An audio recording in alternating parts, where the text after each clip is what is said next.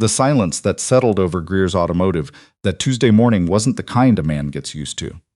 It wasn't the peaceful silence of an early shift before customers arrived, or the natural quiet of a small town waking up slow. It was the kind that had weight to it, the kind that reminded Donovan Greer every single morning that he was the only one moving through these rooms. He came in at 6:15, same as always.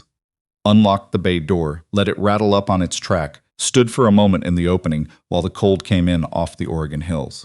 The shop smelled like motor oil and old concrete and the faint cedar from the tree line behind the lot. He had learned in the 3 years since Maura died not to stand too long in doorways. Standing still gave the quiet room to grow. He pulled on his coveralls, poured black coffee from the machine on the workbench, and got to it. The work was not glamorous. A '09 Silverado with a transmission that slipped on the highway.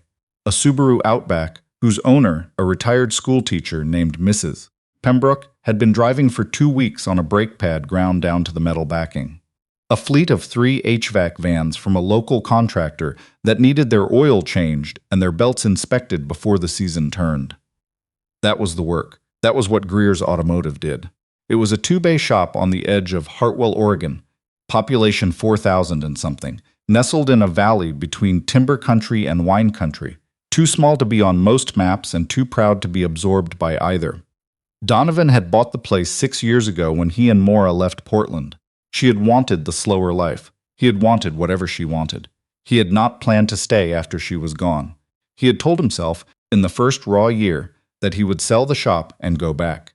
Back to Portland, back to the engineering firm where he had spent a decade designing powertrain systems for performance vehicles, back to the version of himself that had understood the world. But Nora was in school here, and Nora was 9, and she had already lost enough. So he stayed. His daughter, Nora Greer.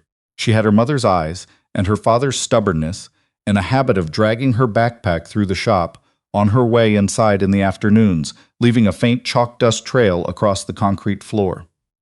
She did her homework at the workbench, not the customer counter, the actual workbench, the long steel one along the back wall, between the parts catalogs and the socket sets. She had cleared herself a space there, shoved the torque wrenches to one side, set up her colored pencils and her notebook, and claimed it without asking. Donovan had never moved her things. On a Tuesday in late October, a man came into the shop who did not belong there. He did not belong there the way certain objects do not belong in certain rooms, not because of any hostility, but simply because nothing about him matched the surroundings. He was wearing a coat that cost more than the Silverado Donovan had been working on. He was perhaps 60, with the particular posture of a man who had not waited in line in a very long time. His name, Donovan would learn, was Whitfield Hartwell, no relation to the town, though people always asked. And he was the reason the town had a hospital wing named after someone and a public library that was notably better than it had any right to be. He stood in the bay entrance and looked at the shop the way men like him sometimes looked at things that surprised them, not with disdain, more like recalibration. "Mr. Greer," he said. Donovan came out from under the Subaru, wiped his hands on a shop rag. "That's me." Whitfield Hartwell looked at him for a moment. Then he said, "I was told you used to work for Callaway Voss Performance Group." 11 years, Donovan said. "Before I came here, powertrain engineering." "That's right." Hartwell nodded slowly. He reached into his coat and produced a business card, which he set on the edge of the workbench. "I have a problem," he said, "that I have been trying to solve for 4 years. I have paid 3 specialty shops, 2 factory-certified restoration engineers, and 1 consultant who flew in from Stuttgart a combined sum of money that I would prefer not to say aloud in a 2-bay garage in Hartwell, Oregon. None of them solved it." Donovan looked at the card on the workbench. He did not pick it up. "What's the vehicle?" he said. Hartwell told him. "A 1984 Ferrari 308 GTSE, bought new by Hartwell's father at a dealership in San Francisco. Driven to the Oregon coast on a 2-week trip in the summer of 1985, and garaged there when the old man bought a property outside Hartwell, and decided the coast agreed with him. The car had sat in climate-controlled storage for much of its life, pampered and preserved, until Whitfield Hartwell inherited the estate 4 years ago and found, upon attempting to start it, that the engine would not run correctly. Not dead, not seized. It would start, it would idle, it would pull into gear. but at anything above 2200 RPM, it broke down. Misfired badly, stumbled, fell on its face. 4 years, Donovan said. 4 years, Hartwell confirmed. Every specialist I have brought in has told me it is the fuel injection system. They replace components. It runs worse. One of them told me it was a museum piece and I should accept that it would never run properly again. He paused. I found that answer unsatisfying. Donovan looked at him. Where is it now? My property, 6 miles east. Another pause. I would like you to look at it. There was a silence. In the back of the shop, a clock ticked. Outside, a log truck rumbled past on the main road. I do oil changes, Donovan said. Brake jobs, transmissions. I know what you do, Hartwell said. He was not unkind. He was simply precise. I also know what you used to do. My property manager, Dale Pruitt's son, actually. He said you rebuilt the engine in Dale's '72 Chevelle last winter. Said you did it the way a man does something he's done 1,000 times. Donovan didn't say anything. I'm not asking you to promise me anything, Hartwell said. I'm asking you to look at it. He drove out the next morning. Left a note on the shop door saying he'd be back by noon. Nora was at school and wouldn't see it, but the note was the kind of thing Maura would have done, and some habits are left over from the people you learn them from. The Hartwell estate was not what the word estate usually conjures when you hear it from a man in a coat like that. It was 12 acres of Douglas fir and open meadow with a view of the valley that on a clear morning was genuinely beautiful. The house was large, but not ostentatious. The detached garage at the rear of the property, Hartwell called it the carriage house, was larger than the main house at Greer's Automotive, and inside it, under a fitted cover of pale gray canvas, sat the Ferrari. Donovan pulled the cover back and stood there for a moment. Rosso Corsa, the original unrestored paint, 40 years old and still deep as something just applied. The car had lived its whole life in cool, dry air, and it showed. There was no rust, no oxidation, no sunfade on the rubber. It was one of those cars that felt, when you stood next to it, like an argument against the passage of time. He spent 2 hours just looking, listening. He started it, let it idle, felt the rhythm of it, with his hand on the fender. He pulled the distributor cap, inspected the injectors, checked the fuel pressure at idle. He lay under it for 40 minutes with a flashlight, and what he found there he did not share with Whitfield Hartwell, who stood in the carriage house doorway, drinking coffee and watching. Well? Hartwell said when Donovan finally came out. Can I bring it to the shop? Hartwell looked at him. You think you know what it is. I think I want to look at it in better light, Donovan said. He drove it back to Greer's Automotive on a flatbed. Nora was there when he arrived, already at the workbench, textbooks open, pencil moving. She looked up when the flatbed pulled into the lot, saw the red car slide off the ramp, and went back to her homework. Pretty car, she said, without looking up. Yeah, Donovan said. Is that Mr. Hartwell's? How do you know Mr. Hartwell? He donated the science lab at school. She turned a page. Mrs. Fortier made us write him a thank you card. Donovan pulled the Ferrari into the second bay and got back to work. What he had seen, lying under the car in the carriage house, was something none of the specialists had looked for because none of them had started where the problem actually was. They had all gone straight to the fuel injection system, Bosch Cagetronic, famously finicky, famously misunderstood, because that was the expected answer. A 308 GDSI with fuel delivery problems, a throttle response that fell apart under load. It was Cagetronic. It was always Cagetronic, except when it wasn't. Donovan had learned in his years engineering powertrains that the most expensive diagnostic mistake a person could make was assuming they already knew what they were looking for. He had watched engineers spend 6 months and $40,000 chasing the wrong system because the symptoms pointed one way and no one had thought to stop and ask whether the symptoms might be lying. The symptoms were lying. What the 308 actually had was a vacuum leak. Not dramatic, not obvious, not the kind of thing that showed up on a visual inspection unless you knew the specific failure mode of a 40-year-old intake plenum under Oregon's particular temperature cycling. A hairline separation in the plenum body, invisible to the eye, that opened fractionally under thermal expansion and allowed unmetered air into the intake, but only at higher RPMs when intake vacuum increased enough to make the gap matter. The fuel injection system was reacting perfectly normally to an air-fuel mixture that was being skewed by a leak that no one had found because no one had smoke-tested the intake under thermal load at operating temperature. He found it on the second afternoon. He didn't say anything about it. He made a small mark on the plenum with a grease pencil, stood up, and washed his hands. Nora was at the workbench doing long division. She had arranged her pencils in a very specific order and was not happy when they got out of order. Donovan had learned this the hard way. "Done for the day?" she said without looking up. "Almost," he said. He called Hartwell that evening and said he thought he knew what it was. Hartwell was quiet for a moment and then said, "How long have you known?" "Since yesterday morning," Donovan said. "Why didn't you call yesterday?" "Because I wanted to be sure," Donovan said, "and because I needed to source a part." There was silence on the line.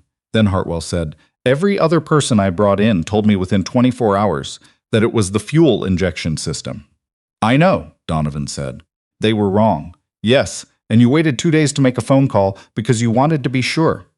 "Yes." Another silence. "All right," Hartwell said. "What's the part?" The plenum was not available new. It hadn't been for 15 years. There was an original specification unit, pulled from a parts car in Arizona, correct casting, correct date codes, held by a specialist supplier in Scottsdale who wanted $800 for it and was not negotiable. Donovan had already spoken with him. He quoted Hartwell the part plus his labor and said the car would be ready within the week. Hartwell said that was fine. On Friday afternoon, with the new old plenum installed and sealed and the intake system smoke tested at operating temperature and confirmed closed, Donovan started the 308. He let it idle for 7 minutes, watched the gauges settle, felt the temperature come up. Then he put it in first gear and drove it out of the bay down the back of the lot, along the gravel service road to the edge of the property, where it opened up into 30 feet of straight concrete apron before the tree line. He ran it up through the RPMs, not tentatively, not the way the previous specialists had probably done it, short shifting, holding back, afraid of what they might find. He wound it out to 5,000, then 6, felt the flat 12 find its breath above 3,500, and pull hard toward redline, clean and smooth, and exactly the way Ferrari had intended it to run in 1984 when the engine left Maranello. It did not stumble. It did not misfire. It ran. He sat in the car at the edge of the tree line for a moment after he shut it off. The valley was amber in the late afternoon light. A crow landed on the fence post at the corner of the lot and looked at him. He drove it back into the bay. Nora was at the workbench, as she was every afternoon. She had her science textbook open and was making a diagram of something with a blue pencil. She did not look up when he came in. Then she heard the Ferrari pull into the bay, and the sound of it was different now. Not the hesitant, apologetic sound of an engine working around a problem, but the full, unobstructed sound of a machine doing what it was made to do. And she looked up. She looked at the car. Then at her father. "You fixed it," she said. "Yeah," Donovan said. She looked back at her diagram. "I knew you would." He called Hartwell and told him the car was ready. Hartwell said he'd send someone to pick it up. Donovan told him he'd prefer to drive it over himself, if that was all right. There was a pause. Hartwell said that was fine. He drove it to the estate on Saturday morning. Nora came with him, riding in the passenger seat with her hands in her lap and her head turned to watch the hills go by. She was quiet the whole way, which was unusual for her. Nora was not generally a quiet child. "What are you thinking about?" Donovan asked. "Nothing," she said. "That's not true." She looked at the road ahead. "I'm thinking that Mom would have liked this car." He didn't say anything for a moment. "Yeah," he said finally, "she would have." Whitfield Hartwell was standing in the driveway when they arrived. He watched the Ferrari come up the gravel drive, and something shifted in his face. Not dramatically, not sentimentally, but in the way that happens to a person when something that has been wrong for a long time is suddenly right. He stood with his hands in his coat pockets and watched the car come to a stop, and he was still for a moment before he moved. He walked to the driver's side. Donovan got out. Nora stayed in the car. "Start it again," Hartwell said. Donovan started it. Let it idle for a moment, then ran the RPMs up. Hartwell listened. He closed his eyes. "My father drove this car from San Francisco to the coast," he said, without opening his eyes. 2 days. He said it was the best 2 days of his life. He opened his eyes and looked at the engine bay. I don't know if that's true. He had a tendency towards exaggeration, but I believe he meant it at the time. He stood there a moment more. Then he looked at Donovan. 4 years, he said. 3 cities, 5 specialists. A pause. 1 garage in Hartwell, Oregon. Donovan didn't say anything. "What was it?" Hartwell asked. Donovan told him. The vacuum leak, the thermal expansion, the plenum, the smoke test, the Arizona parts car. Hartwell listened carefully, the way a man listens when he is trying to understand something, not just hear it. And the others didn't find that because they knew what it was before they started looking, Donovan said. That's the most common mistake there is. Hartwell was quiet for a moment. Then he nodded. He paid Donovan that afternoon, the quoted amount, plus a sum on top of it that Donovan tried to decline and that Hartwell declined to take back. He said it was for the wait. He said that 4 years of having something important broken was worth paying to have undone. He didn't make a speech about it. He was not a man who made speeches. He shook Donovan's hand, and then he looked at Nora through the windshield and raised his hand, and Nora raised her hand back. They drove home in Donovan's truck, which was considerably louder and less elegant than what they'd arrived in. Nora had brought her homework. She worked on it in the passenger seat, her textbook balanced on her knees, asking Donovan every few miles to check her answers. "What's 42 divided by 7?" she said. 6, he said. She wrote it down. "What about 56 divided by 8? 7. You're fast. You get fast at things you do enough times," he said. She looked out the window at the hills going by. "Is that why I fixed the car? Because you've done it enough times," he thought about it. "Partly," he said. "Partly it's because I stopped trying to know the answer before I found it." Nora considered this with a particular seriousness she applied to things that seemed important. Then she went back to her long division. The town of Hartwell is not large enough for stories to travel slowly. By the following Monday, Donovan had received 3 calls about vehicles that needed attention, 2 of which had nothing particularly unusual about them. The third was from a man in Yamhill County who had heard through 2 people in a barber shop that someone in the valley had fixed the Hartwell Ferrari, and he had a 1979 Alfa Romeo Spider that hadn't run correctly since the Clinton administration. And was there any chance? There was. Donovan took the job. The shop was no different than it had always been. 2 bays, 1 lift, the long workbench along the back wall. The HVAC vans came back for their seasonal inspection. Mrs. Pembroke brought the Subaru in again, this time for the rear wheel bearings, and stayed for 45 minutes drinking coffee from the machine on the workbench and telling Donovan about her garden. Nora came in after school, same as always, dropped her backpack in its spot, cleared her corner, opened her textbook. On a Wednesday in November, she looked up from her homework and said, "Dad, Donovan was under the Alpha." "Yeah. Do you miss the other job, the engineering one?" He slid out from under the car, looked at the ceiling for a moment. "Sometimes," he said. "The problems were bigger." "Is that better?" "Not necessarily," he said. "Big problems aren't always more interesting. Sometimes the interesting part is the thing everybody else missed." Nora thought about this. Like the leak in the Ferrari. Like the leak in the Ferrari. She nodded, slowly, the way she did when she was filing something away. "Okay," she said, and went back to her homework. Outside, the Oregon hills were going the color of rust and copper, the way they did every November, reliable as anything in this valley. The bay doors were open to the morning. The shop smelled like oil and coffee and cedar from the trees at the back of the lot. Donovan slid back under the Alpha. He had learned, was still learning, 3 years on. What it meant to be the only adult moving through these rooms. How to do the school pickups and the grocery runs and the parent-teacher evenings and still keep the shop functioning, still get under the cars and find the things the other people missed. How to make dinner and check long division and answer questions about Maura on the nights Nora had them, which she did, which she always would. He had learned that the quiet was not going to leave.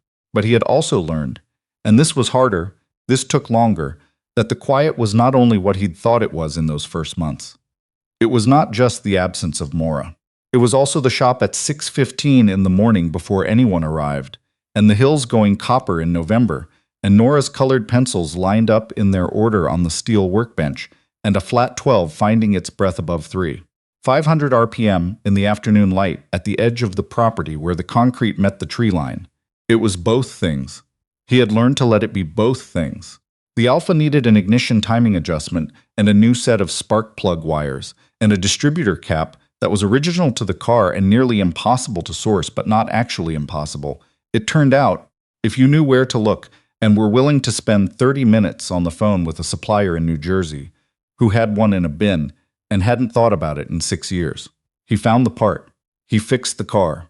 He picked up Nora from school on Friday, and she climbed into the truck and immediately said, "I got 100 on the science test." And he said, "Of course you did."